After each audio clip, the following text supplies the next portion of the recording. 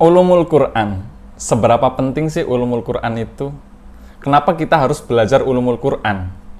Di kesempatan ini saya akan sedikit menjelaskan tentang urgensi dari ulumul Quran dan alasan kenapa kita harus belajar ulumul Quran. Saya beri satu contoh, misalkan seperti ini. Madinah itu kira-kira posisinya itu berada di sebelah utaranya Mekah. Nah, penduduk Madinah pada saat zaman dulu ketika membuang air besar atau membuang kotoran itu menghadap ke utara atau ke selatan. Yang akhirnya kemudian Rasulullah SAW bersabda, kalau kamu sedang membuang kotoran atau qadaul hajat BAB, jangan menghadap atau membelakangi Ka'bah. Tapi redaksi hadisnya unik, teman-teman. Redaksi hadisnya itu walakin syarriqu al-gharibu. Tetapi kamu harus menghadap ke barat atau menghadap timur. Artinya apa? Kata syarriqu al-gharibu itu adalah binisbati ahlil Madinah. Karena memang orang Madinah itu posisinya berada di utaranya Mekah. Sehingga kalau menghadap utara atau selatan itu berarti menghadap ke Ka'bah atau membelakangi Ka'bah. Dan itu tidak boleh dilakukan dalam proses qadaul hajat atau BAB tadi. Yang akhirnya Nabi Muhammad memerintahkannya untuk menghadap ke barat atau ke timur. Dalam ulumul Quran, terutama dalam bab asbabun nuzul, itu terkenal dengan kaidah al-ibrah bi'umumil lafadz la bi khususis sabab. Bahwa ibrah, pelajaran atau hukum itu diambil dari keumumannya lafadz, bukan dari sebab yang khusus. Nah, kaidah ini itu dikecualikan oleh sebagian ulama bahwa kecuali sebab tersebut ada ilatnya. Maka kalau demikian, yang dimenangkan itu ilatnya, bukan teksnya seperti kaidah tadi. Misalkan seperti tadi, Nabi Muhammad mengatakan menghadap ke barat atau ke timur. Tentu untuk orang Indonesia itu kebalikannya. Kenapa? Karena orang Indonesia itu menghadap ke barat atau ke timur malah menghadap ke Ka'bah atau membelakangi Ka'bah. Nah, disinilah pentingnya ijtihad. Kalau kita menelan mentah-mentah teks tersebut, walakin syariqu al-gharibu, itu berarti Nabi Muhammad menyuruh kita ketika buang BAB itu menghadap ke barat, yang notabene orang Indonesia itu justru ketika menghadap ke barat itu berarti menghadap ke Makkah. Nah, inilah yang disebut disinilah pentingnya ijtihad. Dan ijtihad ini lazim, bukan harus Imam Syafi'i atau Imam Maliki. Semua orang normal pasti tahu proporsi kalimat hadis tersebut. Karena ada aturan al-hukmu yadullu ma'ilatihi wujudan wa adaman. Sehingga ketika Rasulullah misalkan sodakoh dengan dinar, kemudian dikasih kepada fakir miskin, atau misalkan sodakoh menggunakan dirham, maka itu artinya itu bukan kita sedekah harus menggunakan dinar atau dirham, akan tetapi menggunakan mata uang yang berlaku pada masa itu. Jadi tidak melulu harus sedekah itu harus berupa dinar atau dirham. Begitupun ketika Rasulullah SAW misalkan ketika zakat fitrah, beliau zakat fitrah menggunakan susu kering atau kurma atau menggunakan gandum. Nah, semua ulama itu bilang yang penting itu kuti ahlil balad, yaitu makanan pokok di negara tersebut. Dalam konteks Indonesia tentu makanan pokoknya berupa beras. Nah, tanpa mengkaji ulumul Quran, tanpa kita belajar ulumul Quran, kita tidak akan mengetahui hal-hal seperti permasalahan tadi. Karena kalau tidak, tadi misalkan di kaidah al-ibrah bi'umumil lafadz la bi khususis sabab itu, kalau tidak terikat sebab, nanti takutnya ayat yang umum, teks yang umum itu menjadi liar. Contohnya apa? Misalkan seperti dulu ada aliran sesat di mana mereka ketika sholat itu menghadap ke 4 arah. Alasannya apa? Karena Allah ada di mana-mana. Rokaat pertama mereka menghadap ke barat, rokaat kedua menghadap ke utara, rokaat ketiga ke timur, dan rokaat keempat ke selatan. Dan ngawurnya lagi, mereka berdalil dengan ayat fa'aina ma tuwallu fatamma wajhullah. Kamu menghadap kemana saja, di sana ada ridho Allah. Sehingga semua ulama ketika membuat kaidah tadi, al-ibrah bi'umumil lafadz la bi khususis sabab, itu selalu menyertakan pengecualian, yaitu apa? Kekhususan sabab ini ada ilat hukumnya. Maka itu tidak jadi ketika misalkan sebab yang khusus dari ayat ini ada ilatnya, maka itu dianulir. Kayak contoh misalkan tadi, kalau kita menggunakan umumnya lafadz, maka kita boleh sholat menghadap kemana saja. Kan tadi, fatamma wajhullah. Kalau menggunakan keumuman lafadz, maka kita boleh sholat menghadap kemana saja. Makanya Imam Syafi'i ketika ditanya, terus bagaimana proporsi ayat ini? Beliau mengatakan fis safar. Nah, ayat ini adalah digunakan bagi orang yang fis safar, orang yang dalam perjalanan. Ketika orang dalam pesawat ingin melakukan sholat, tentunya masuknya fatamma wajhullah, kemana saja arah kiblatnya. Tapi dalam kondisi normal, maka ayat yang digunakan itu fawalli wajhaka satrul masjidil haram, bukan menggunakan ayat menggunakan ayat fatamma wajhullah, kemana saja ngadep kiblatnya. Makanya inilah pentingnya ngaji ulumul Quran. Kita tidak bisa hanya memegang terjemah kemudian membuat fatwa atas nama Al-Quran. Makanya dulu itu syaratnya itu sangat ketat ketika orang pengen menafsiri atau membuat hukum dari Al-Quran. Harus hafal Quran, hafal hadis, menguasai usul fiqh, macam-macam ulumul Quran, mantik, balaghah, dan yang lain sebagainya. Karena memang tanpa keilmuan tersebut tidak bisa kita mengambil dalil atau mengambil hukum dari Al-Quran. Misalkan Ibnu Abbas itu mengatakan, jangan pernah kamu berfatwa menggunakan Al-Quran. Kenapa? Fa innalahu wujuhan katsira. Karena Quran itu punya sisi yang banyak. Walakin hajjuhum bisunnah. Tetapi kalau kamu pengen adu hujah, adu argumen, pakailah sunnah. Kenapa? Karena sunnah itulah yang menjelaskan Al-Quran. Misalnya tadi ketika Rasulullah posisi normal, sholatnya menghadap ke Ka'bah. Tetapi kalau bepergian naik unta, kata riwayat-riwayat itu kan, ainama tawajjahat bihi rohilatu. Kemana saja posisi onta menghadap. Jadi Rasulullah itu sholatnya ya mengikuti ontanya, kemana saja onta tersebut menghadap. Kemudian ada ulama yang berpendapat bahwa keadaan tersebut itu hanya untuk sholat sunnah. Kalau misalkan sholat fardu, kondisi kita punya mobil, maka harus berhenti. Nah, ini madhabnya Imam Syafi'i. Sehingga misalkan kita membawa mobil sendiri, kalau misalkan sholat fardu, nggak bisa mentang-mentang dalam kendaraan terus kita menghadap fa'inama tawajjahat bi rohilatuh tadi, menghadap kemana saja sesuai mobil itu mengikuti arah, tidak bisa. Tetapi hadis tadi itu hanya diperuntukkan untuk sholat sunnah. Ketika sholat fardu, maka kita harus menghadap ke kiblat. Apalagi kalau kendaraannya kendaraan pribadi, maka kita harus berhenti dan ke masjid. Berbeda ketika misalkan kendaraan itu di luar kendali kita, misalkan dalam keadaan kereta, di dalam kereta atau mungkin di dalam pesawat, maka itu baru menggunakan fa'inama tawajjahat bihi rohilatuh tadi. Tapi kalau misalkan menggunakan kendaraan pribadi, ya kita harus berhenti dan mencari masjid. Itulah pentingnya ulumul Quran. Nah, ulumul Quran itu apa sih? Kita definisikan dulu secara bahasa pengertian ulumul Quran. Secara bahasa ulum, kata al-ulum itu merupakan jamak dari kata al-ilmu yang berarti al-fahmu wal idrak, yaitu faham dan menguasai. Kemudian arti kata ini berubah menjadi permasalahan yang beraneka ragam yang disusun secara ilmiah. Sedangkan pengertian Al-Quran menurut bahasa, Al-Quran itu merupakan bentuk masdar yang maknanya sama dengan kata qiraah, yaitu bacaan. Bentuk masdar ini berasal dari fi'il madi, yaitu qoro'a, yang artinya membaca. Sedangkan menurut istilah, Al-Quran merupakan firman Allah yang bersifat mu'jizat yang diturunkan kepada Nabi Muhammad SAW yang tertulis dalam mushaf-mushaf yang dinukil dengan jalan mutawatir, dan membacanya itu bernilai pahala atau bernilai ibadah. Jadi pengertian ulumul Quran itu adalah wal muradu bi ulumil Quran al-ilmu alladhi yatanawalul abhat al-muta'allaqah bil Quran min haitsu ma'rifati asbabin nuzul. Yaitu ilmu yang membahas masalah-masalah yang berhubungan dengan Al-Quran dari segi asbabun nuzul, sebab-sebab turunnya Al-Quran, kemudian pengumpulan dan penertiban Al-Quran, pengetahuan tentang surat-surat Makkiyah dan Madaniyah, nasikh wa mansukh, muhkam mutasyabih, dan lain sebagainya yang berhubungan dengan Al-Quran.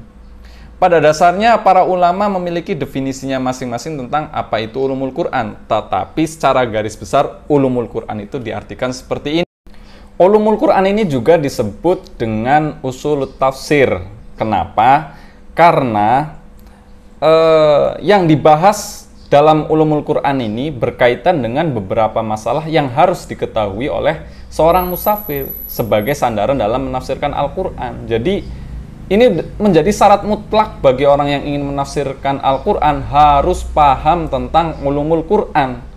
Maka tidak bisa orang menafsirkan Al-Quran tanpa mempelajari ulumul Quran. Karena tadi ulumul Quran itu merupakan usulut tafsir, dasar-dasar dari tafsir. Nah, kemudian objek pembahasan ulumul Quran itu apa saja sih? Yang pertama, sejarah dan perkembangan ulumul Quran. Jadi dalam ulumul Quran itu nanti akan dibahas tentang sejarah rintisan ulumul Quran dari masa Rasulullah, sahabat, tabi'in, dan perkembangan selanjutnya hingga sekarang, lengkap dengan nama-nama ulama beserta karangannya di bidang ulumul Quran di setiap zaman dan tempatnya. Kemudian yang kedua, pengetahuan tentang Al-Quran. Dalam ulumul Quran juga akan dibahas tentang pengetahuan Al-Quran, meliputi makna Al-Quran, karakteristik Al-Quran, nama-nama Al-Quran, wahyu, turunnya Al-Quran, ayat makiyah dan madaniyah, asbabun nuzul, dan lain sebagainya. Dan yang terakhir itu adalah metodologi penafsiran Al-Quran. Makanya kenapa tadi jadi syarat mutlak orang ingin menafsirkan Al-Quran harus paham ulumul Quran, karena dalam ulumul Quran inilah kita diajari tentang metodologi penafsiran Al-Quran, yang mana meliputi pengertian tafsir dan takwil, syarat-syarat mufasir apa saja, adab-adabnya apa, sejarah dan perkembangan ilmu tafsir bagaimana, kemudian kaidah-kaidah dalam penafsiran Al-Quran, muhkam mutasyabbih, am khos, nasikh wa mansukh, dan lain sebagainya.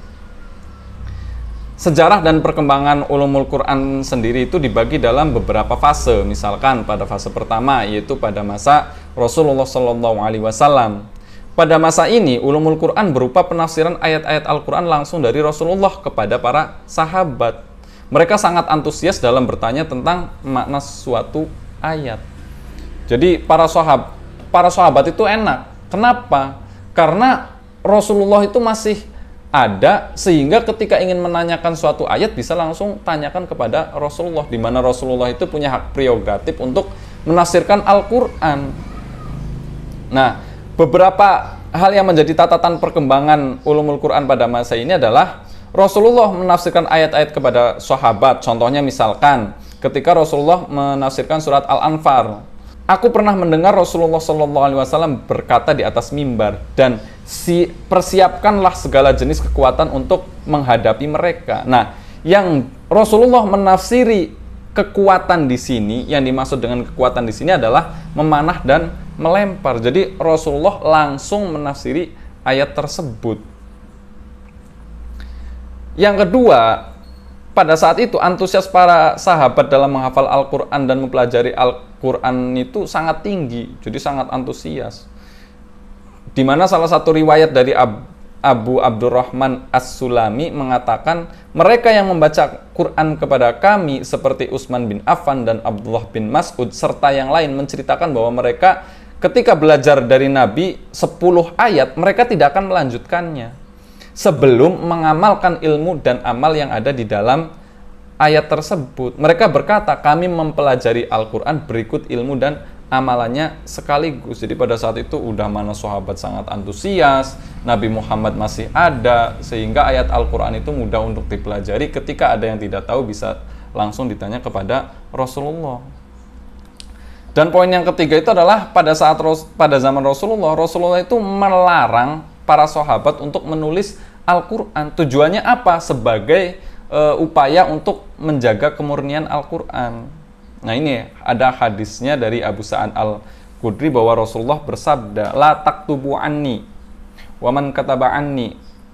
Jadi janganlah kamu tulis dari aku, barang siapa yang menuliskan apa yang dari aku selain Al-Quran hendaklah dihapus, dan ceritakan apa yang dariku, dan itu tiada halangan baginya. Dan barang siapa sengaja berdusta atas namaku, ia akan menempati tempatnya di api neraka. Jadi pada saat zaman Rasulullah itu Al-Quran justru malah dilarang untuk ditulis. Kenapa?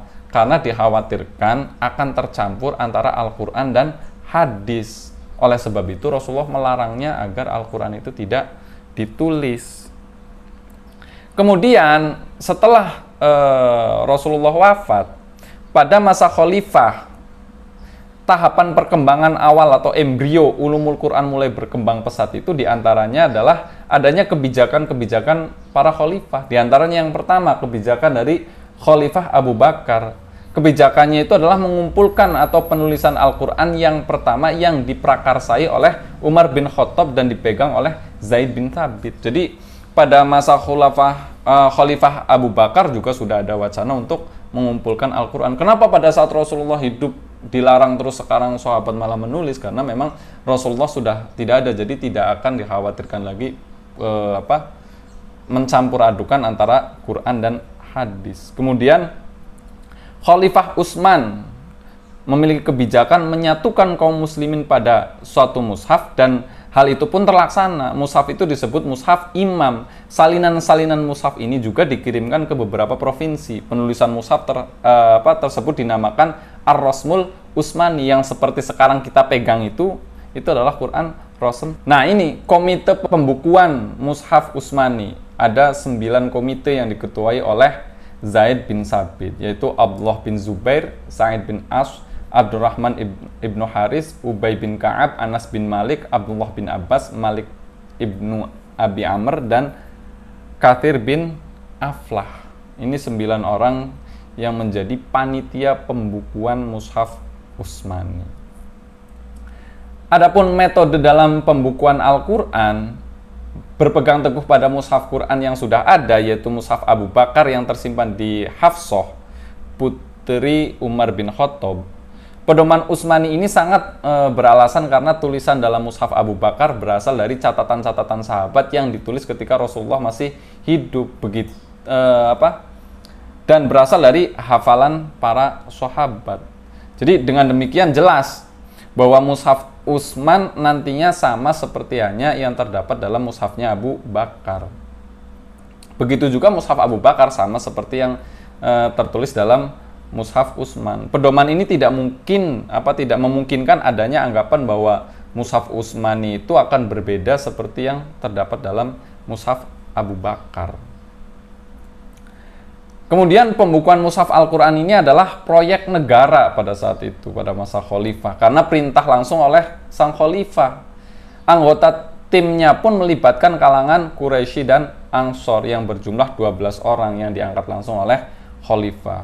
Utsman pun memerintahkan agar orang-orang yang mempunyai catatan Quran, hafalan, atau apa saja yang memudahkan proses pencatatan Quran ini agar segera diserahkan kepada tim untuk diproses dan diteliti. Nah, ketika ada perbedaan dalam dialek, maka harus menggunakan dialek Quraisy. Itu perkembangan ulumul Quran pada masa Khalifah Abu Bakar dan Utsman. Kemudian perkembangan di masa Khalifah Ali bin Abi Thalib. Di masa Khalifah Ali dibuat kebijakan dalam ulumul Quran. Ali memerintahkan kepada Abu Aswad Ad-Du'ali untuk mengkaji dan meletakkan kaidah-kaidah nahwu, cara-cara pengucapan yang tepat dan baku, dan memberikan ketentuan harokat pada Al-Quran. Ini juga disebut permulaan i'rabul. Jadi kalau kita melihat sejarah tadi perkembangan ulumul Quran itu cukup panjang ya. Jadi ulumul Quran itu sudah ada sebenarnya dari zaman Rasulullah SAW dan sampai saat ini. Dan Al-Quran yang kita pegang sekarang itu merupakan bentuk atau buah dari kebijakan-kebijakan yang dibuat oleh para khalifah pada masa Rasulullah SAW. Karena kalau kita mengacu pada sekitar 1.500 tahun yang lalu saat proses kodifikasi Al-Quran, yaitu di zaman Khalifah Utsman bin Affan tadi, tulisan Al-Quran itu masih asli dalam bentuk Arab Khufi, yaitu tanpa ada tanda baca seperti titik dan harokat. Baru setelah Islam tersebar luas keluar Jazirah Arab, banyak masyarakat non-Arab yang baru memeluk Islam kesulitan untuk mempelajari Al-Quran. Akhirnya muncullah inisiatif dari tadi Khalifah Ali bin Abi Thalib untuk memberikan tanda baca berupa titik pada huruf-huruf Al-Quran agar orang-orang non-Arab terbantu dalam mempelajari Al-Quran. Kemudian diutuslah seorang cendekiawan bernama siapa tadi? Abu Aswad Ad-Du'ali untuk menjalankan tugas, yaitu tadi memberi titik pada huruf-huruf Al-Quran. Nah, upaya ini dalam sejarah Islam disebut dengan wadun an-nuqah alal huruf. Sudah diberi titik, ternyata upaya pemberian titik tersebut dianggap masih kurang membantu bagi umat Islam yang berada di luar Jazirah Arab. Akhirnya timbullah inisiatif dari seorang ilmuwan pakar sastra Arab bernama Imam Khalil bin Ahmad Al-Farahidi untuk memberikan tanda baca berupa sukun, kasroh, fathah, domah pada huruf-huruf Al-Quran. Tanda baca ini kemudian sampai saat ini dikenal dengan nama harokat. Nah, harokat selain sebagai tanda baca juga kemudian dikembangkan oleh murid dari Imam Khalil bin Ahmad Al-Farahidi ini yang bernama Imam Sibawayh sebagai tanda dalam i'rab, dalam ilmu nahwu, yaitu ada i'rab rofa, nasab, jazm, khofad. Yang akhirnya kemudian berkembanglah ilmu gramatikal Arab, yaitu nahwu sorof. Jadi itu ya tentang sedikit pengertian atau urgensi dari mempelajari ilmu ulumul Qur'an. Mungkin inilah sedikit penjelasan tentang urgensi dan pengertian ulumul Qur'an. Yang jelas ini hanya kulit luarnya saja, masih banyak yang harus didalami oleh teman-teman ketika ingin mempelajari ulumul Qur'an. Semoga penjelasan tadi bisa bermanfaat. Sekian, wassalamualaikum warahmatullahi wabarakatuh.